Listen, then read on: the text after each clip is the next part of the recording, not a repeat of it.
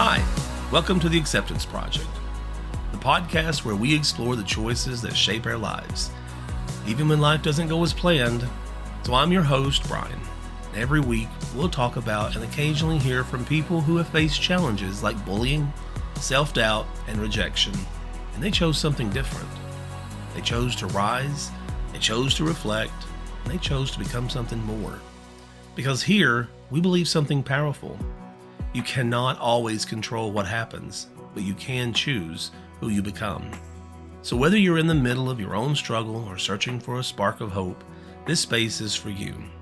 Let's walk the path of courage, kindness, and growth, one choice at a time.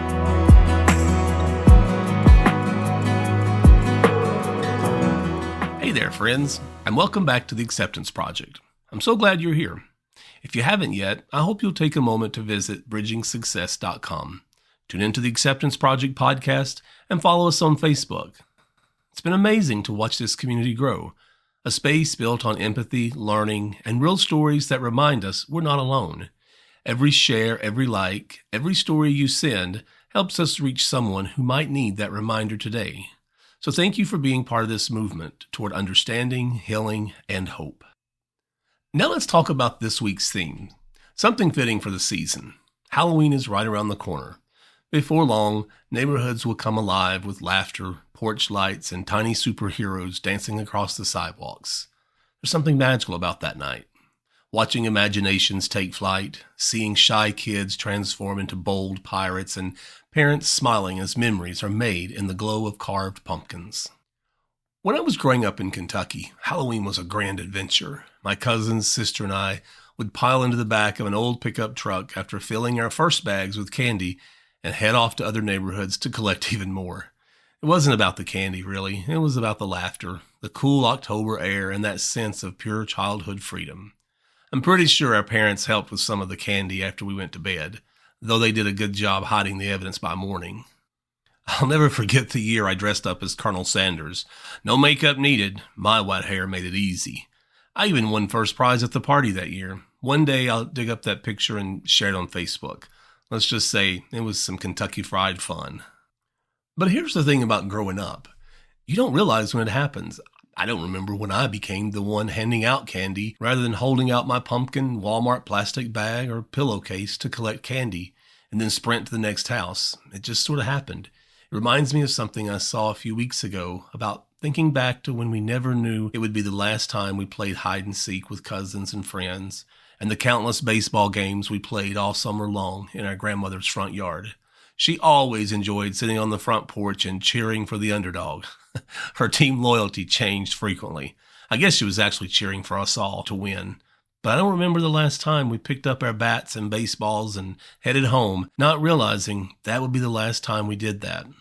Life turns the page quietly, and before we know it, we're flipping back, longing to reread a chapter that's already gone. And yet, even as adults, we still wear masks, just not the kind you can buy at Spirit Halloween. We're wearing invisible ones. The mask of confidence when we're terrified inside. The mask of happiness when we're quietly breaking. And then, of course, there's the mask of strength when our souls are tired. Social media has only made these masks shinier. We scroll through highlight reels of perfect lives and forget that behind every filtered smile there are unseen struggles. We compare our rough drafts to someone else's finished chapter, and we ask ourselves, what's wrong with me? But the truth is, well, nothing. There's nothing at all wrong with you. We are all fighting unseen battles. It's easy to forget that no one's life is perfect, regardless of who you are, where you live, and how much money you earn or who you are married to. We get up each day and we put on the mask that we will be wearing for that day. Maybe it's the mask of certainty when we go to our jobs because remember, don't let them see you sweat. That was drilled into our heads in the commercials for some deodorant, which I can't remember which one, but still we knew it was never good to show our weaknesses or our self-doubt. How many times have you heard, fake it till you make it? Well, what's wrong with just saying, hey, this is a new experience and this is a time to grow and learn? Many of us wear the mask of the imposter. Maybe you've heard of imposter syndrome. It's that voice that whispers and tells you your success is just luck, that sooner or later someone will find you are not as capable as you seem. It's a lie, but that's the ones many of us believe. So what do we do about it? How do we combat this imposter syndrome? First of all, we reframe the story. Start replacing "I don't belong here" with "I earned my place and I'm still learning." We can also keep success logs. I know keeping a success log sounds like keeping a diary, but it's really not the same thing. A success log is where we keep a list of our wins, compliments, or quiet victories to revisit on the hard days. And most importantly, we talk about it, because when we share our fears out loud, they lose their power. After a long day at work, we come home and maybe we put on the mask of happiness and try to get through an evening with family or friends without letting them know how tired we are. Or maybe that depression is starting to take its toll. Maybe we even hide how many drinks we've had because we just don't feel like fighting. But those few drinks are what we rely on to numb us from the internal pain of being stretched too thin. Addiction is a battle that so many people are fighting, but then they fight the shame they feel when they aren't able to just stop. I heard someone say once that to be free from addiction, all you got to do is just stop. I remember thinking to myself, here is someone who knows nothing about addiction. If it were easy as just stopping, there would be no need for rehabilitation centers, counselors, and there would be no 12-step programs. Addiction isn't something that people decide they want to have. It's something that develops from years of relying on the side effects of various drugs to numb the pain, whether it is physical or emotional pain. No one wakes up one day with a big red light flashing saying you are nearing an addiction. They don't get a letter from their doctor informing them that they are becoming addicted. I bet if you ask most people with addictions when it began, they wouldn't be able to give you an exact date. It would be a recollection of things that occurred that should have been their warning signals, but they either ignored it or convinced themselves they wouldn't allow it to get that far out of control. And they wear that mask of addiction, and they struggle to break free from it.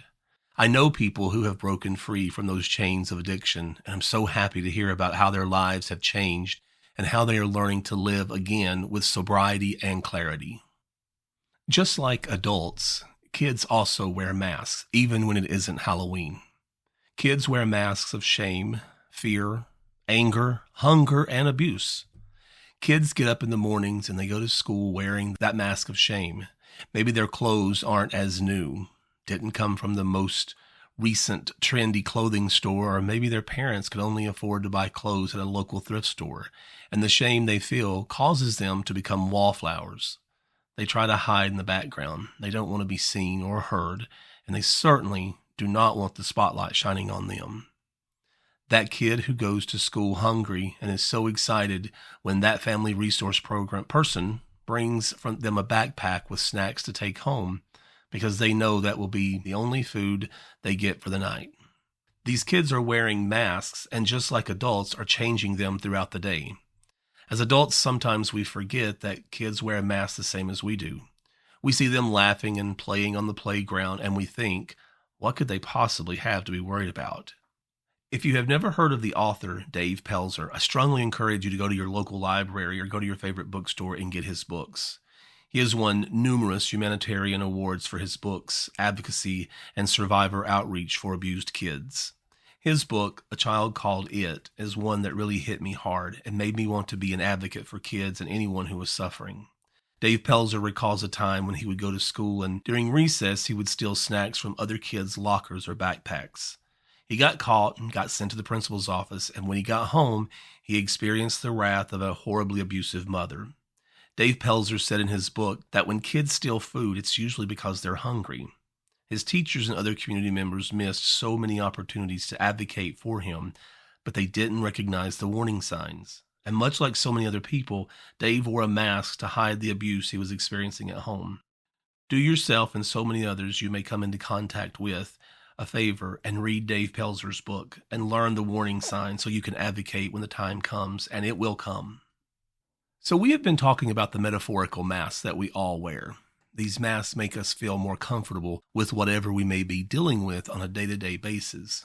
But I want to switch gears. I want to switch gears and talk about those kids who show up at our front doors on October 31st wearing funny, scary, or maybe even no mask at all. Those kids who show up and they don't say trick or treat, or they just hold out their bag waiting for you to drop some candy in it. So many people say, "Oh, look at this scary pirate or this gorgeous princess." And what do we say? Standing there waiting for them to utter those three magic words. But this year, you ask yourself, what if the kid standing there is neurodivergent? It has taken every ounce of courage they could muster just to put that costume on and go up to your door. Or perhaps the kid is filled with social anxiety and that candy is no longer worth the prize if they have to say trick or treat. Or what happens when the kid who seems to stand a foot taller than his or her peers is leading the pack and sticks out their bag and yells trick or treat? Don't make an assumption about their size and whether or not they are too old to be out trick or treating. Give them the candy and acknowledge their great costume. This is not a teachable moment for you to bestow your own ideas about appropriate ages for trick-or-treaters. That same kid could be out somewhere else with other peers doing far worse things and getting a 25 cents worth of candy at your house. And again, we don't know what's going on behind that mask.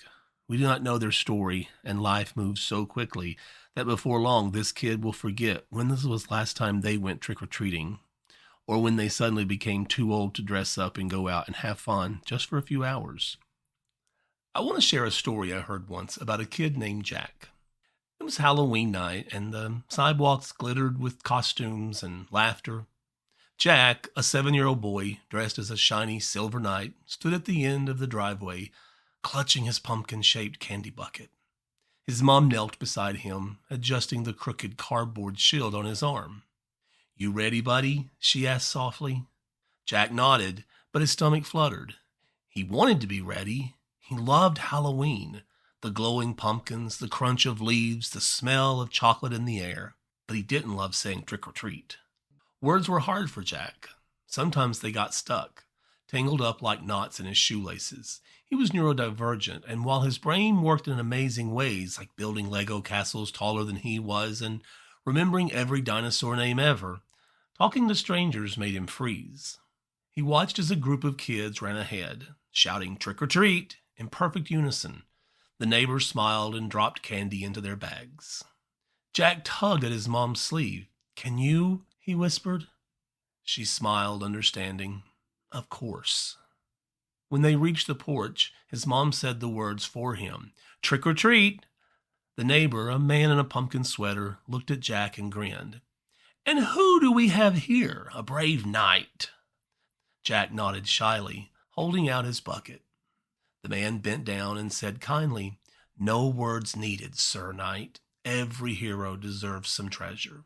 He placed 2 chocolate bars in Jack's bucket with a wink. Jack's eyes lit up. He didn't have to say anything. The man got it.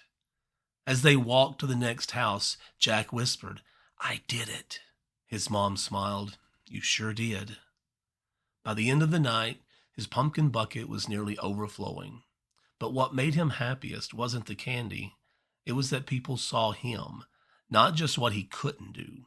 Because being a quiet knight didn't make him any less brave. So, my friends, no matter which mask you wear today, remember this. Beneath it lives your truth, your light, your authentic self. Take a moment to breathe, to lift that mask and let the world see the real you, even if just for a second. That's where connection begins. And this is a plug for my dentist and hygienist friends. Don't forget to brush and floss after eating all that candy. Until next time, take care of yourselves, take care of one another, and have a beautiful, safe, and happy Halloween.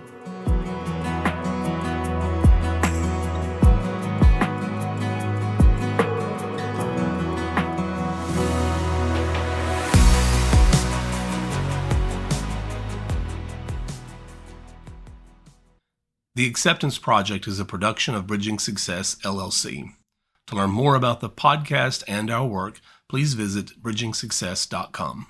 This podcast and its contents are for educational, informational, and entertainment purposes only. I'm Dr. Bryan Gross, but I'm not a licensed therapist. The topics and opinions shared by me and any guests are our own and should not replace professional or medical advice. If you're seeking mental health support, medical guidance, or help with personal matters, please reach out to a licensed professional who can provide the individual support you need.